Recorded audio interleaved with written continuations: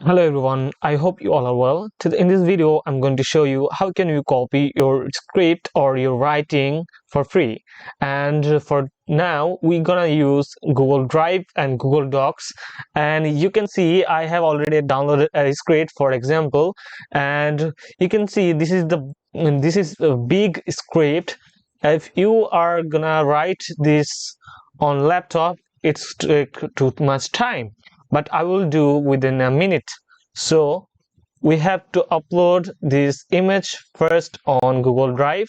Now you can see I'm uploading this item, and you can see this is already uploaded done. And we have to click on right on mouse, and you can see open with Google Docs. Now click on that.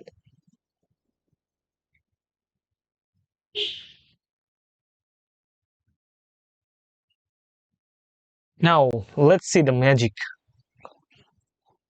You can see my script already here. Now you can copy all the things. Okay, you can see, but we have to correction this.